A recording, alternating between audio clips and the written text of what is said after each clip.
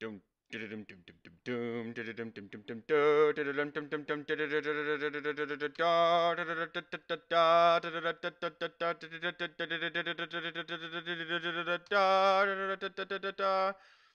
Hey everybody, welcome back to the Stuff of Legend. I have a quick discussion for you guys. I'm not sure exactly how long I'm going to ramble on about this one, but there's some pretty cool stuff, like amid the buzz, the recent buzz about the potential firing of Mark Ruffalo. It's interesting. I got into a conversation with a good buddy of mine. I have never met him in person, but he's an online friend that has been very cool and cordial, and we have a lot in common. And we talk back and forth in the comments, and then we've DM'd a few times. But recently, with Mark Ruffalo potentially being fired, I put out a question saying, if it's true that Mark Ruffalo is in fact fired, then wouldn't it, who would you want to replace him? Who should be the next Hulk in the MCU? And I got a lot of cool action. There was a number of different fancaster homies online on Instagram that were reaching out to me about this, and you know, a lot of good names were thrown around, but one thing that was really interesting was me and this buddy Daft Detective. I'm gonna plug him right here. Daft Detective, here you go, homie. Um, he and I got talking about um, how awesome the Hulk was back in the TV show, and Daft really likes the Edward Norton version um, of the Hulk specifically. He really liked that version, but we both really appreciated the idea of some sort of a TV show reiteration, because the way that Bill Bixby and Lou Ferrigno did it way back in the day, way back, that one is before most of the time of the people that are going to be seeing this video. A lot of my viewers tend to be very young, millennials and Gen Z, which is great. But if you never got a chance to see the Incredible Hulk TV show with Lou Ferrigno, the bodybuilder, playing the Hulk in live action, and Bill Bixby perfectly portraying the Dr. David Banner, physician, scientist, looking for a way to tap into the hidden strengths within all humans. And it's like they get into the gamma radiation, the experiment goes wrong, but they play the show in a very Jekyll and Hyde way. I get that all the Hulk iterations have had him like, don't make me angry, but that's where they started. Like it obviously started in the comic books, but Mr. McGee, don't make me angry. You wouldn't like me when I'm angry. Like they did that whole thing on the live action TV show with Bill Bixby and Lou Ferrigno. That was one of my favorite TV shows of all time. Still to this day is one of my favorites. And the reason for that is because Dr. Banner is such an intelligent man. He's such a great scientist, but more than that, he's a good man. He just wants a simple life. He just wants to, marry the love of his life. He wants to settle down and have kids and just work a simple job. He doesn't want to do a whole lot. He just wants to love somebody and be loved. And what more can a man ask for, And he's denied this because of the Jekyll and Hyde dynamic that he has with the Incredible Hulk. He doesn't want to put anybody around him in danger, as everybody gets hurt when they're near him.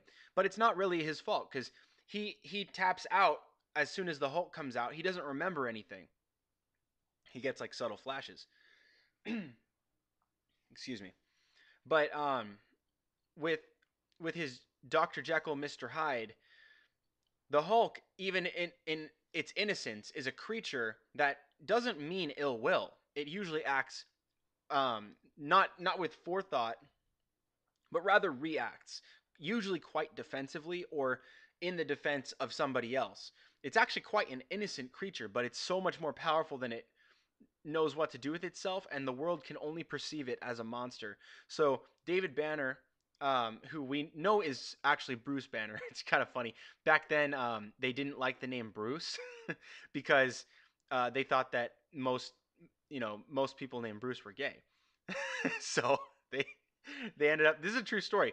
They thought that Bruce was a predominantly homosexual name. So in order to avoid that kind of attention on TV, they switched the name from Bruce Banner to David Banner because it sounded more masculine. It's so funny. It was the same character. They just changed the name for the show, and that was really funny to me. But he actually did end up going by David Bruce Banner or Doctor David Belson or like David Bruce, and they went by a million different names throughout the show.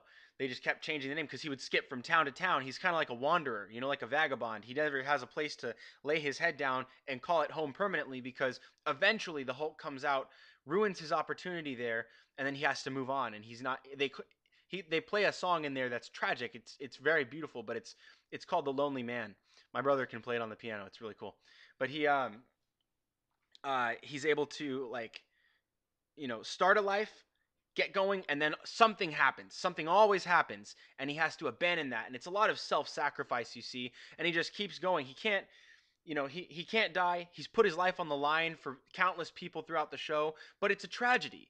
Every single episode is a tragedy, and it sounds like that's kind of a bummer, Daniel. Why would you want to watch that? But part of it is just that when you see the show, when you see what they did for the time, like with the cable work and the explosions and the miniature sets that they would blow up and have things moving, but it was actually Lou Ferrigno, the bodybuilder, the contender against Arnold Schwarzenegger for, I believe it was Mr. Universe, but they had painted him in green paint, put a prosthetic forehead on him with a wig, and he was, and they would just Hulk out. Like you'd see him ripping off his clothes, and then it's like, it was one of the most 70s, 80s macho TV shows you could ever see.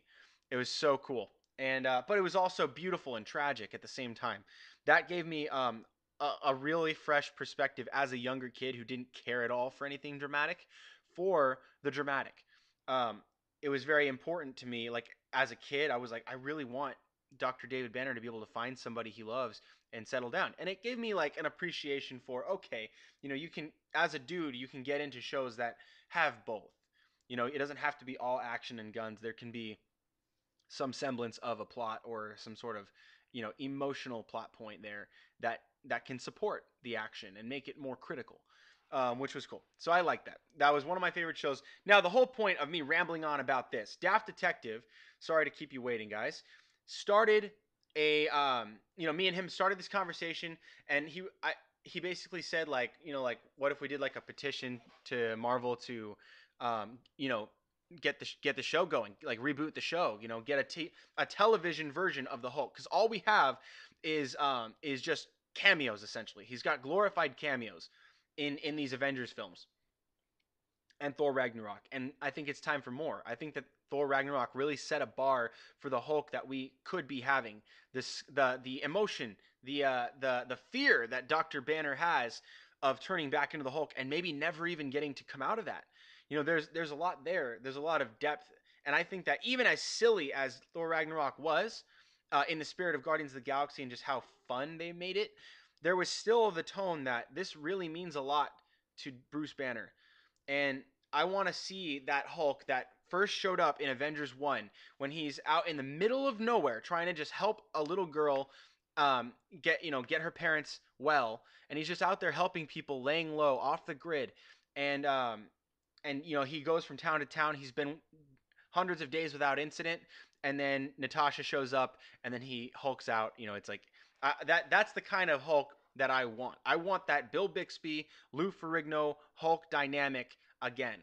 And this is what Daft and I came up with. And basically, it's all Daft. I just was with him when we started that. I was the first signer.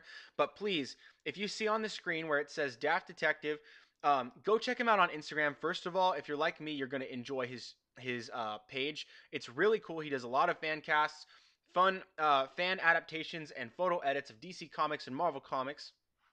He also covers various sources of comic book culture. And I just read that off of his bio, but that's exactly what it is. You guys are going to have a blast. He does a lot of fun things on there. He's got great art. Go check him out. Also, visit the link in his bio, because right here on screen you can see it says www.change.org/P/Disney-reboot-Hulk-TV-show-on-Disney-streaming-services. The whole point of this petition is to get you guys, the fans, to sign this thing. Now, I wanted to clarify something. This was something somebody said to me. They didn't want to sign this because they don't want a character reboot. And I said, wait. You know, like this whole conversation got started because we were talking about the possibility that Mark Ruffalo is fired. It's not guaranteed. It's not 100%, but there is compelling evidence to suggest that it could be true. But there is also a lot of compelling evidence to suggest that this is just the Russo brothers trolling Mark Ruffalo, and the whole thing is a giant PR stunt. My friend at Nerdy Blurb TV, Ryan P, he he's told me that he hates these kinds of PR stunts. I can agree. If it's a PR stunt, I think this was not very. It was. I mean, it was effective, but it's not very. It's not the good kind of PR. You know, it's kind of like, how can we trust you after this point? You know, like it's like they lie around in secrecy. We're okay with that because it builds hype. They're not lying to anybody. They're just keeping their secrets. Like the like the meme with Elijah Wood. All right then, keep your secrets. But then after after that, it's like, okay, but you're telling us that he's fired and then he's not fired. How can we trust that anything you say is even true? You know, is James Gunn fired? You know, is that a thing? You know, like he didn't even break contract. It was just, you know, I don't know. It's like the whole thing is a giant mess. But the point of this petition is not to reboot the actor. It's to reboot the old TV show with a modern, you know, the modern take on the Incredible Hulk. We want, if he's still around, if he's still not fired, keep Mark Ruffalo on. Good on him. You know, like he's a good Hulk, he's a good Bruce. If he is fired, does not matter. We can pick right back up with a new actor. I don't care. But the point of this reboot is not to reboot the actor, it's to reboot a show. Reboot the Incredible Hulk, tell his story, show him wandering around. In fact, that's almost better. Go back. Do the Hulk right before, like leading in the stories leading up to Natasha Romanoff meeting up with him in wherever that was, in Avengers 1. That would be really cool. I'd love to see that story. Watch him bounce around and try not to have incidents. Maybe he did have incidents. Maybe there was plenty of incidents that were just unreported. Maybe he was able to somehow get away with that. Maybe nobody survived.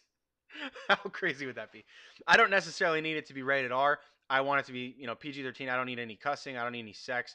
I don't need any of that. Just give me some good old-fashioned action, but give me some drama. I want to see a Jekyll and Hyde type of story where Dr. Jekyll is a freaking great guy. I want to see where he's the kind of guy, he's got a love interest. You see him, you know, fawning over Betty Ross. You see him maybe meeting some other chicks along the way, and he's trying to wrestle with his you know, potential commitment to Betty in his mind, but Betty can't be with him, and it's like it's not even a thing. So he's trying to wrestle, weigh the good and the bad, and is this possible? Has she given up on me? And then he can't even have that because then there's, you know, the Hulk. He can't. What is he gonna do? He's gonna have to run again. He's a life on the run. He is the lonely man, and his only friends are the Avengers. That's it. And he has had run-ins with S.H.I.E.L.D., but they've kept their distance, as we know from Avengers 1. So, please, if you can, visit the link in the description. I have it in the description right now. I also have it at change.org, and you can go visit Daft Detective. I might have put it on mine. I thought I put it on mine. I might have already changed it back because I had some recent videos uploaded, and I typically would try to link to those. So you guys, go to Daft Detective. Click on change.org, or you can just scroll down. Visit the link in the description right here. It's even closer than that, but please go give Daft some love. A great guy, good friend, and I just, you know, I appreciate his work and his contribution to the community. Stan Lee has, you know, as most of you guys already know, he passed away. That was very hard for most of us who spent most of our lives being inspired by these stories. And I intend to keep that going. I intend to pass these legends on to my kids and to their kids, and I want to basically continue that level of inspiration and be there for the next generation who will come up, and you know I'm sure there's going to be plenty more content now in the day of information, the information age with the internet. There's millions of YouTube videos already out there, but I want to do my part. Thank you guys so much for watching. Subscribe if you haven't. Make sure to turn on notifications. Sorry, my wife's home. She just opened the garage. But you guys, thank you so much. Stay tuned for more right here on The Stuff of Legend.